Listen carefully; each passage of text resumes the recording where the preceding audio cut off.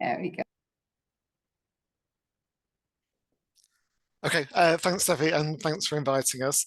I'm going to talk for the first part, and Josie's going to talk for the second half.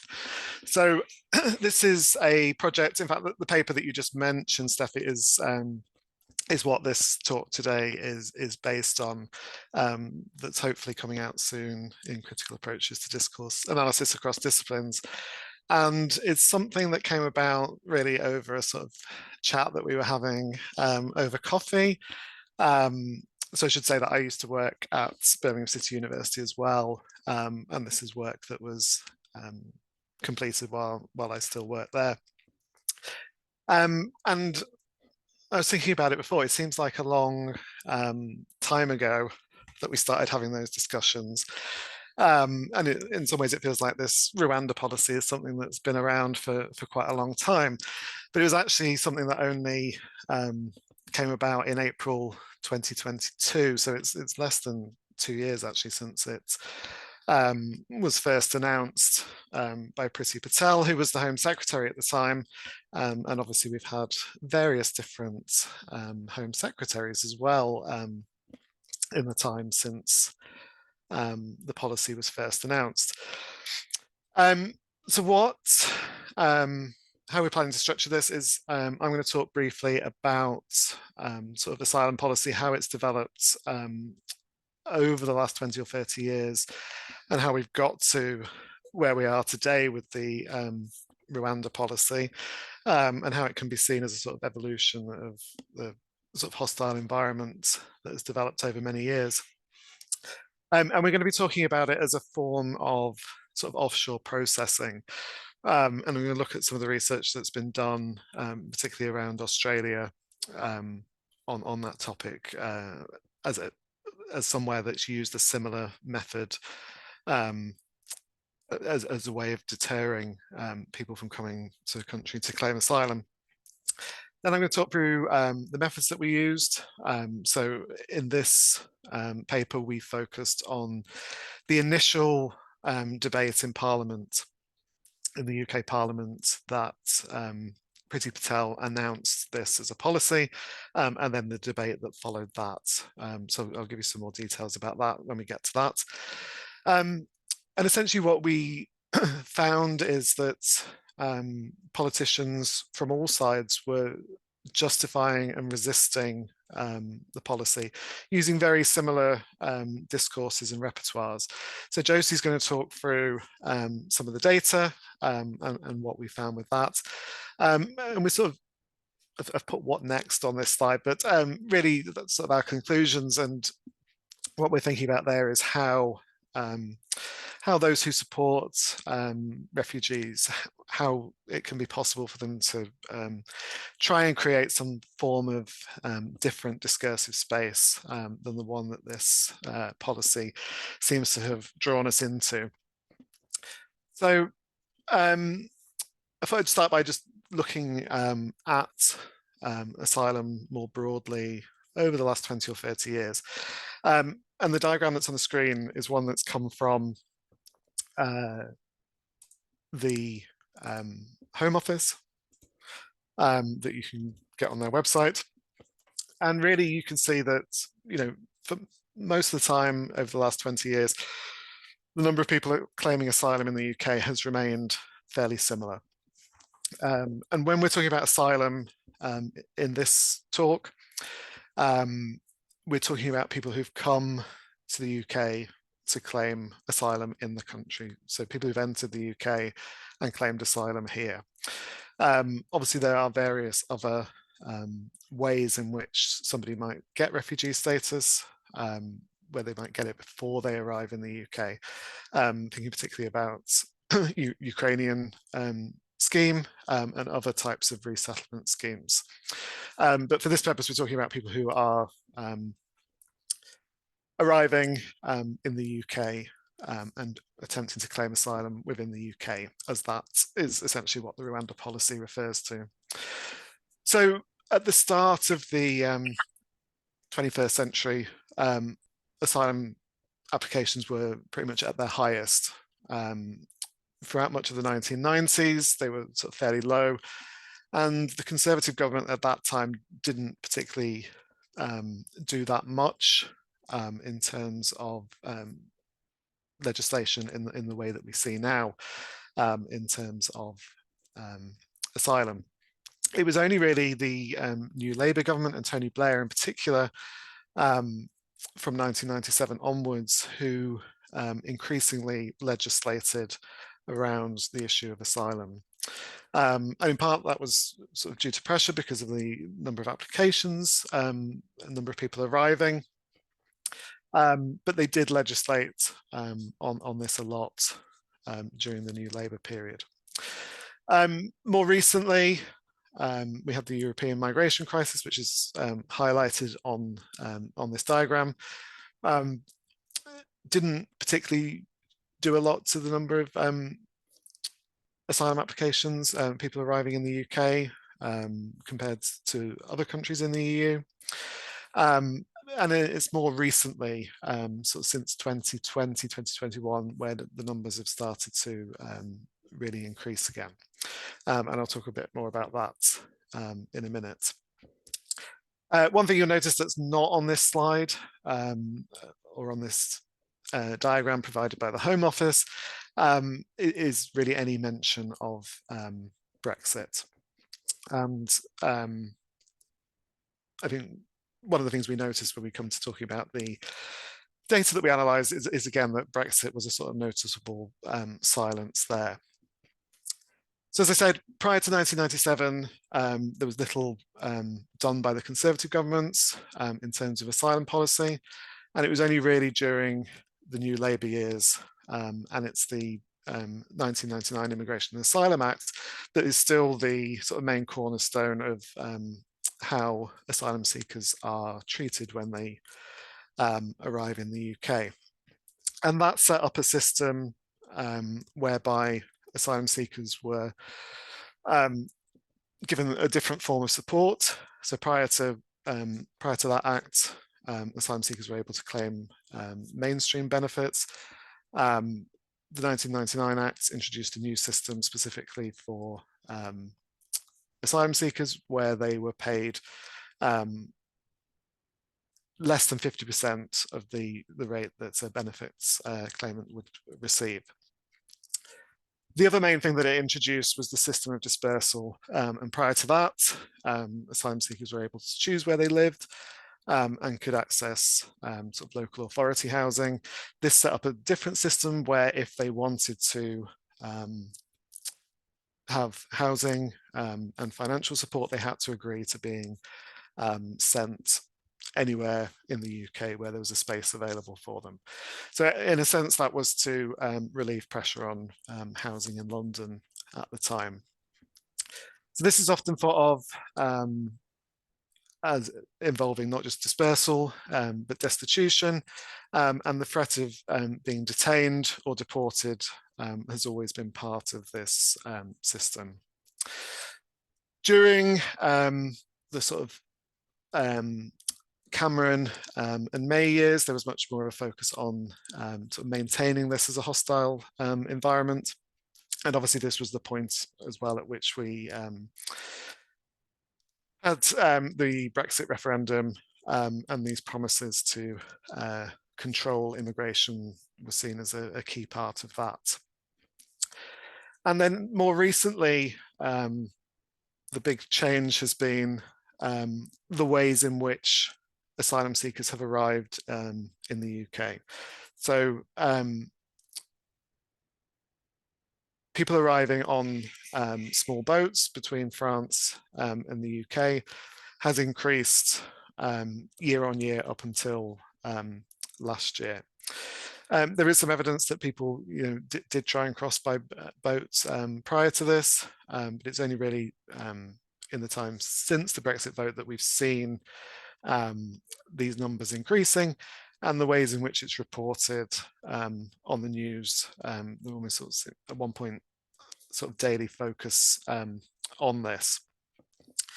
And it's this that has become much more of the focus, and also a shift in how the Conservative government have talked about it, and there's a distinction between legal and illegal migration.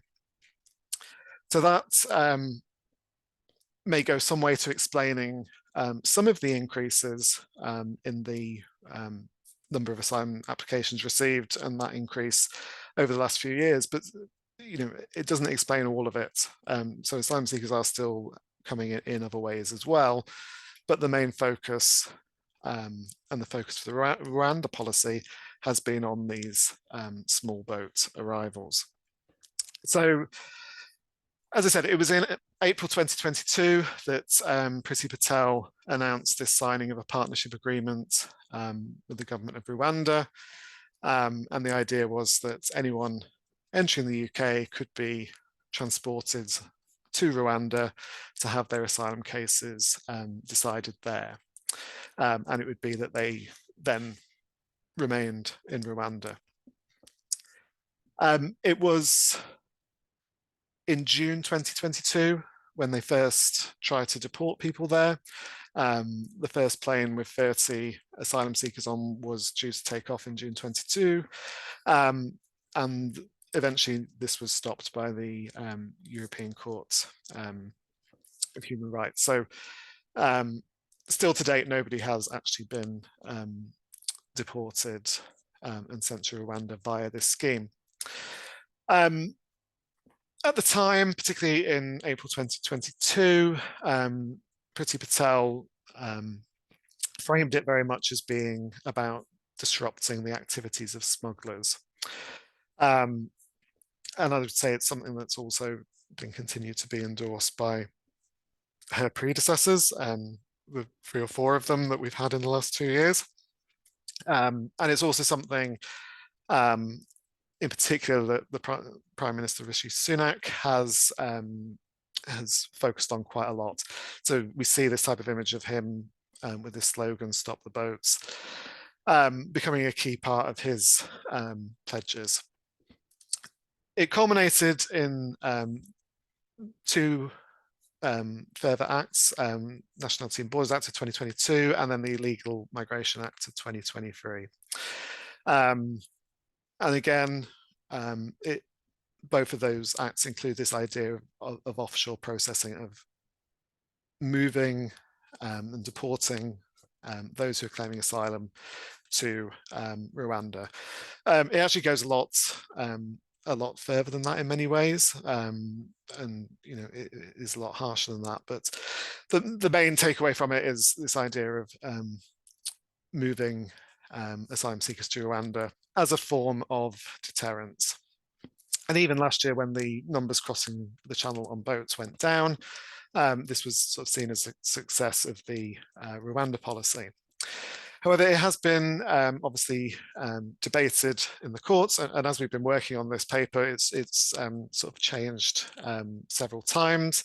First of all, it was ruled as legal by the UK High Court, but then refugee support groups challenged this, and the UK Supreme Court overruled the decision, declaring it unlawful in June 2023, and repeated that again at the end of last year following another government legal challenge. So as I said, we're still at a point where no deportations have actually occurred under this scheme. If we look to countries in Australia, it's quite interesting, obviously with post-Brexit policies anyway, on migration. Conservatives have often talked about introducing Australian type systems. And we can see this sort of use of offshore processing that occurred in Australia, particularly about 20 years ago, when there was a sort of diplomatic standoff in the Pacific Ocean, when a tanker ship called the MV Tampa picked up some asylum seekers who were in trouble in the ocean and wanted to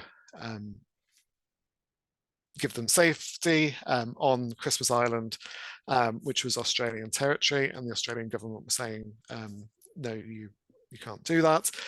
And the sort of rhetoric around migration at that time sort of strengthened, and they came up, the Australian government, with something called the Pacific Solution, which was the idea essentially that asylum seekers who were coming by boat, particularly from Indonesia, would never get the chance to step onto Australian soil. And they did that by diverting them to countries like Papua New Guinea and Nauru in much the same way as Rwanda would be used, by paying those countries to take on its asylum seekers. So the sort of images on the screen are of some of the sort of camps and accommodation where asylum seekers who were attempting to get to Australia actually ended up living. So this sort of previous use was widely criticised and can be seen as having damaged Australia's international reputation. It lasted for a few years, and then it was sort of stopped, and then it was sort of reintroduced again. At the moment, it doesn't run, but the policy now is around sort of stopping and turning back boats instead, which again is something that we've heard talked about in terms of the English Channel. So with all these things in mind, and as I said, we were interested in understanding how UK MPs justify and resist this policy in parliamentary debates. And we were influenced by previous discursive work, particularly by Steve Kirkwood and Simon Goodman, who've done research on political debates and media representations of refugees as well. And we wanted to look at the ways in which the policy was justified and resisted, the ways it was criticised, both by the government and opposition politicians. So we very much drew on critical discursive psychology and also rhetorical psychology. And we decided to focus on that initial debate in Parliament, partly because of the time in which we were doing it. And obviously we're aware that things have moved on considerably now. But what's interesting about this is the way that it was framed as a global migration challenge. That's what the statement was referred to, and hence the title of our talk today. So the debate itself happened on the 19th of April. Priti Patel delivered her initial statement, and it was then debated among MPs.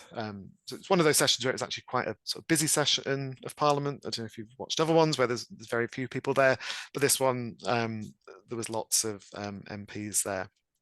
It lasted around 90 minutes, and there were 55 MPs who spoke as part of the debate, in addition to the Home Secretary and the Speaker. And one of the reasons why we focused on this debate in particular was because of the ways in which it covered political parties from across the political and geographic spectrum of the UK.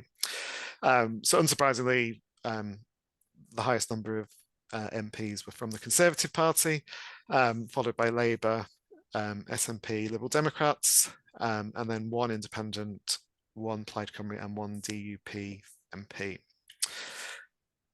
So we downloaded the transcript of the debate and separately coded this and identified all of the sections of the transcript where there was sort of specific justification or resistance of the policy. And as I said, we followed sort of critical discursive psychology perspective and identified 3 different interpretive repertoires within the data. We also looked, following Wiggins, at the particular discursive devices that the politicians used in doing that. And Josie is now going to talk through those 3 different repertoires that we identified. Right. Hello, everyone. Can you hear me? So, as Sam has said, we identified three ways in which politicians either justified or resisted the Rwanda policy within this House of Commons debates. And in each case, we were able to demonstrate how the same repertoire was used by politicians on opposing sides of the political spectrum to achieve very diverse discursive outcomes. So, the first discourse is focused on this idea of safety and whether or not Rwanda is a safe country in terms of either contesting or supporting the policy. So, in this is the Home Secretary's opening statement in the debate, and from the outset, it's clear that Rwanda is presented as a country by the Conservative Party that has the approval of major international organizations such as the UN and the EU, and that is a country that upholds the UN Refugee Convention. So this is quite interesting because it's the only mention of the EU in the entire 90-minute debate, which is a noticeable silence in the context of Brexit. And we think that this might be because the Conservative government did not opt into the Dublin Convention as part of their post-Brexit deal. And as part of this, they would have been able to return any asylum seekers to the first EU country they arrived in. So we see this focus on the safety of Rwanda repeatedly throughout the debate. So in the next extract from the Conservative MP, Chris Clarkson, you can start to see the development of this consensus between the Conservative MPs throughout the debate and the Home Secretary. So opposition to the policy on safety grounds is equated with misinformation at best and prejudice or racism at worst. So here Clarkson begins by suggesting that opposition parties are drawing on lazy tropes about Africa, for example, when they construct their concerns around safety, and that any concern or opposition is a form of European exceptionalism. And this is emphasized throughout with the repeated use of extreme case formulation, very in that sentence. So in developing consensus, the Home Secretary then takes this further with her response and suggests that those that oppose the policy on safety grounds are both xenophobic and egregious. And these accusations of xenophobia are, I would say, arguably ironic, given that the plan that the Conservative Party has devised and supports relates to the removal of people from other countries that they would regard as undesirable. So, in contrast to the construction of Rwanda as a safe country, the opposition members of parliament also drew on notions of safety in their resistance to the policy. So here we have an extract from Alison Thulis, who's a Scottish National Party MP, and she employed a very similar strategy to Patel in terms of referencing international agencies and reporting their findings. But she did this to question the Home Secretary's construction of Rwanda as a safe country. So we also see here the use of a direct quote from the Human Rights Watch that talks about claims of torture and ill treatment of residents in detention centers, and this use of direct quotations from expert bodies is to lend legitimacy to these constructions of Rwanda as being unsafe. So Thulis begins her speech using emotive tones to describe the policy as despicable, and she then draws on an explicit comparison between the temporary asylum accommodation in the UK and the accommodation that's expected to be used in Rwanda. So here she constructs and represents the UK accommodation as in very poor condition, which is stressed with the use of a three-part list, so cold, bleak, lacking in dignity and privacy. But she qualifies this to say, at least we could visit, implying that beyond simply being accessible to visitors, the UK detention centre is at least open to scrutiny and the ability to be monitored to ensure it's safe for residents, which would arguably then be less possible with the accommodation in Rwanda. She also uses a form of category entitlement as the chair of the all-party group on immigration detention to add weight to her position and to her construction.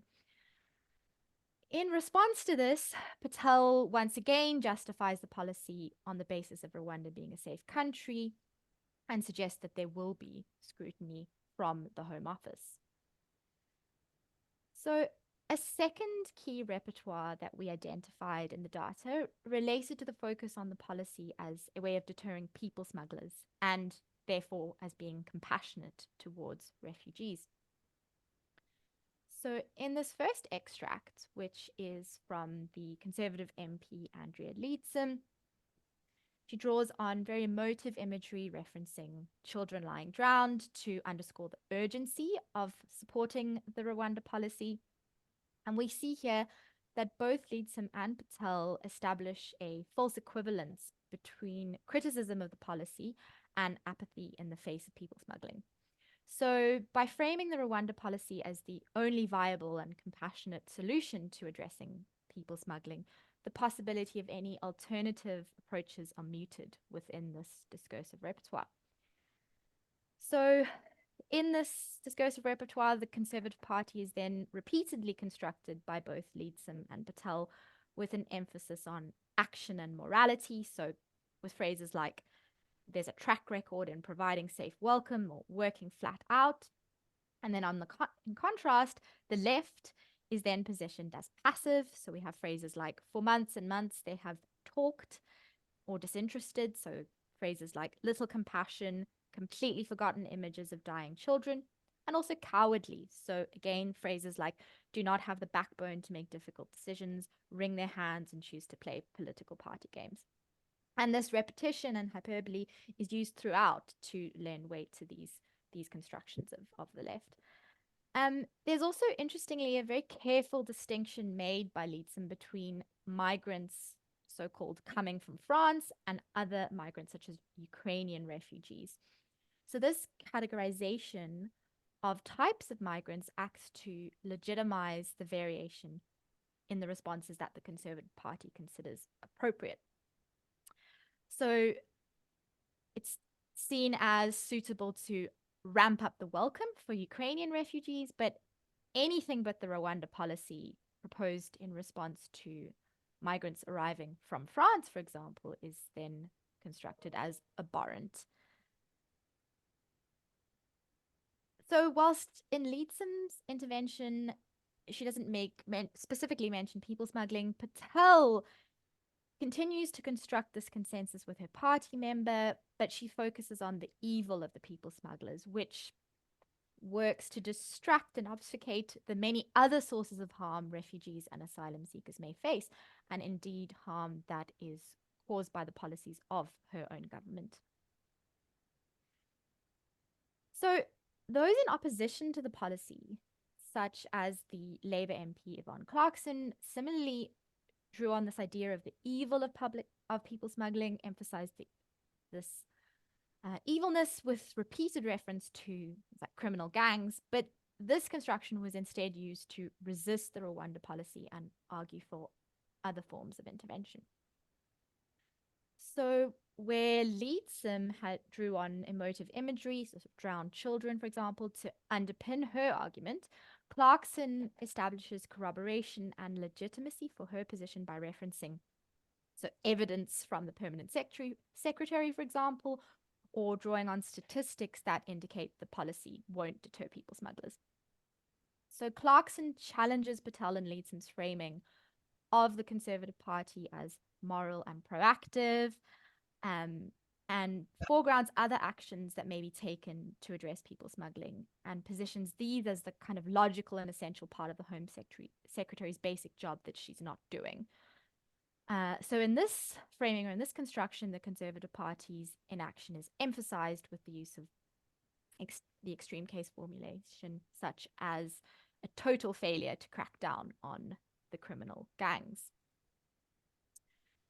Okay, so the final key interpretive repertoire that we identified in this debate focuses on the ways in which politicians constructed a sense of consensus with the British public, and represented this policy as something that either the British people did or did not want. So The Conservative MP Lee Anderson begins his turn by using the first person plural pronoun we, which is typically employed in political speech to reinforce a sense of cohesion, to emphasize and to underline the supposed collective identity of those in support of the policy, in this case, in contrast to the outgroup of the opposition, right? And Anderson constructs the Labour Party's views on migration as totally incongruent with those of the general public, the will of the people, again using extreme case formulation completely to highlight this point. Patel equally does this, so again begins by emphasizing the coherence within her own party by thanking Lee Anderson for his support of the policy. And once again, here she's framing any opposition to the policy as some kind of deficiency within the opposition. So in this case, an indication of their dishonesty.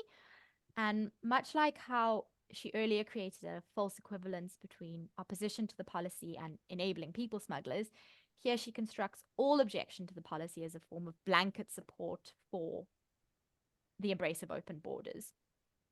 She then immediately sets up these policies as directly against the will of the British people, using this collective noun once again to imply majority consensus. And evoking the will of the British public is a form of aggregation through which group nouns are used to manufacture consensus opinion, and it's frequently used by politicians in policy reform and political rhetoric.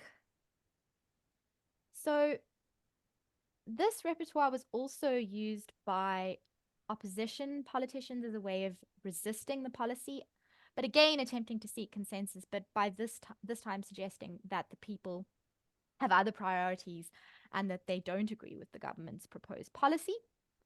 So Yvette Cooper, in her speech, achieves this consensus by naming specific actions that the British public have taken, so helping Ukrainian refugees, for example, which she positions are as at odds with support of the proposed Rwanda policy. And Cooper lends weight to this construction by grounding these actions in the present moment, so saying at a time when, and emphasizing the breadth of the national support for Ukrainian refugees. So that term saying across our country. Yvette Cooper constructs the Conservative Party as manipulating the British people and attempting to use the Rwanda policy to distract from the government's failed track record in relation to addressing people smuggling.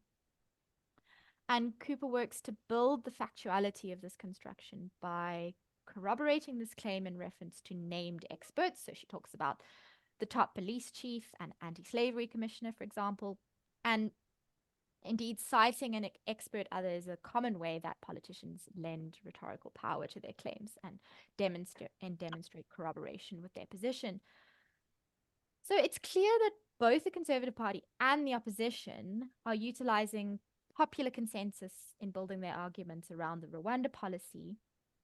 And politicians across the political spectrum are justifying their political ends by creating and constructing a particular version of the British public. And within the discursive space of this debate, we see the public's wants and needs invoked in very conflicting ways.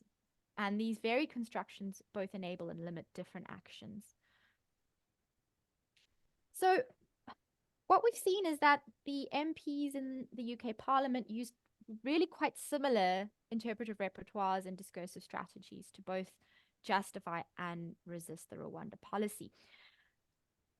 So this is a kind of rhetorical collaboration, which Durkheim and colleagues talk about. And this is a number of issues. So firstly, rhetorical collaboration creates problems for supporters of refugees, asylum seekers, and migrants because it means it's difficult to carve out a clear discursive space for their own arguments if they're falling into the same interpretive repertoires used by the Conservative Party. And these then start to take precedence over more pro-immigration approaches or other kinds of discursive strategies. And it's also arguably indicative of the relative consensus around border sovereignty and securitization that actually exists among the major political parties in the UK. And we suggest that opposition parties should try to create an alternative discursive space and that avoids engaging in this kind of rhetorical collaboration, and which really importantly rejects this idea of border sovereignty and securitization in favor of arguably more humane and constructive approaches to immigration and asylum. Right. Thank you.